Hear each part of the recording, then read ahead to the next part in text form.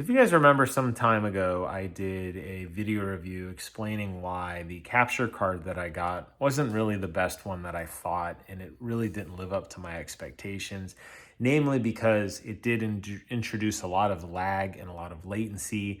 And if you've been following my channel, you know that I'm a purist when it comes to audio quality and video quality. And I believe the more things you connect between your source signal and your destination signal, the worse the image ultimately becomes.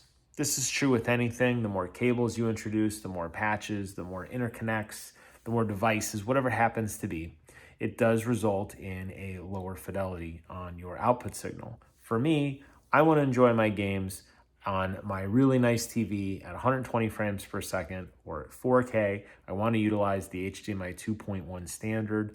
I don't want to have to make concessions for a cheap capture card.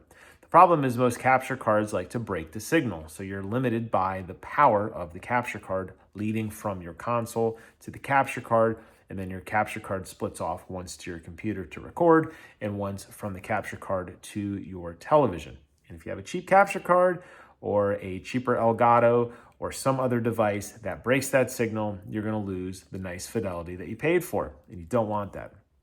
I have a workaround today that is very, very cheap and inexpensive, and it is not uploading it via Twitch and pulling the content down via Twitch, which I normally do, by the way. Although I will admit at times, despite the fact having a fiber connection, the interface between uploading to Twitch and re-downloading it does cause some pixelization, and it does ultimately result in less than optimal viewing. In some of my videos, I notice it when I'm doing a voiceover. The voiceover sounds great, but unfortunately, the image quality is not the best because there's a hiccup in the PlayStation servers and there are some issues. So I'm going to show you two different ways to do it. You guys know the cheap and easy way. Upload a video from your PlayStation on Twitch, play at whatever resolution you want on your local television. Twitch will only cap out at 1080/60. You'll be stuck there, but keep in mind it will look grainy. You'll lose the HDR. You will lose a lot of the smoothing that your television might do if it has a variable refresh rate. You're going to be somewhat limited to how the picture quality is. But there is another solution, and it involves using the PlayStation remote app to play on a second screen. But there is a little caveat with that. I'm going to jump over to the setup and show you exactly what I'm talking about. So here we go. All right, on my right over here, you have my normal PlayStation. It's connected directly to my television, so I'm enjoying the best possible quality, that 120 frames per second, that 4K experience, whatever it happens to be, HDMI 2.1 standard with HDR. My TV happens to be an OLED, so that's even just icing on the cake. Directly from my PlayStation into my television. Looks phenomenal. Over here on my left, I have my small mini PC just sitting there waiting to be told what to do. Now, I'm gonna go ahead and grab my little controller here, and we're gonna open up the PlayStation Remote Play app, and we're gonna take a look at it together, and I'm gonna show you guys why the PlayStation Remote Play app is actually a preferred way to go ahead and enjoy your content. Now, as soon as I open up the PlayStation app, it's going to ask me which PlayStation am I connecting to. I only have one PS5 right now. When I get the Pro, I'll have another one, but for now I only have one PS5. I go ahead and click on PS5, and it's going to connect. And as soon as it does, you see on my other TV, it popped up briefly, and it said, now connected, Viper Magic is now connected using Remote Play. So that's this computer over here, has now taken over command. And it looks identical, as it should. I'm going to pan out a little bit here so you can see. The difference, though, and I'm telling you this because you might not be able to pick it up on the camera, but you probably see it there.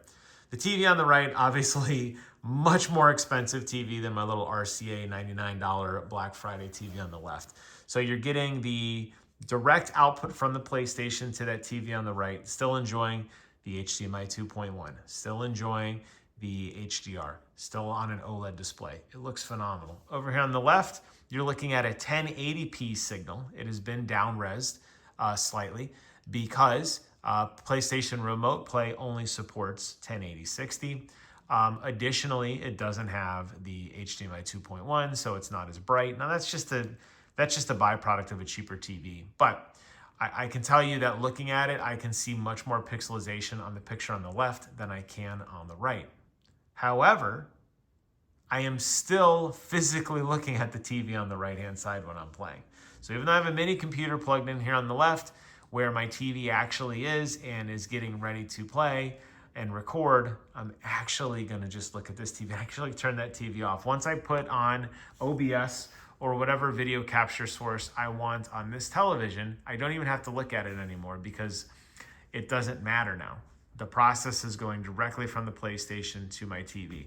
And that's a very simple and very basic workaround, but there is a catch.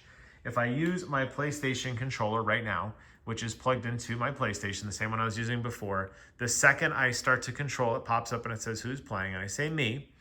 The second that I start to move around and play, you notice what happens. The remote play connection disconnects and it says, hey, listen, you've taken basically control of your local console, and it kicks you out. So now it's like, wait a minute. If I want to be able to record 1080 60 via PlayStation Remote Play app, but I want to sit here and physically look at my nice TV, how do I do that? Well, very simple workaround. You plug your PlayStation 5 controller into your mini computer. You play your games via PlayStation Remote Play app, and that is what allows you to enjoy the content. There is no lag or latency in this, by the way. I tried this. As far as I can tell, it has to be a wired connection. For some reason, even though the PlayStation Remote Play app does support Bluetooth connectivity, when you try to actually use it, it gives an error and basically nothing connects. And it does tell you on the screen, it says, hey, if you want to play, you need to plug in your wireless controller for your PlayStation 5 or PlayStation 4 via a USB cable. Now, there are some workarounds for this. However, for right now, the easiest way to do is to get a USB cable, plug it into your DualSense controller, and you are able to enjoy the content. So it's that simple. It's taking a mini PC or a computer or any device that can support remote play. And obviously you just would open up like an OBS studio and just record over the top, right? You're just gonna do a screen capture of your recording over the top, and you're gonna get to have, the 1080 60 signal, which looks great.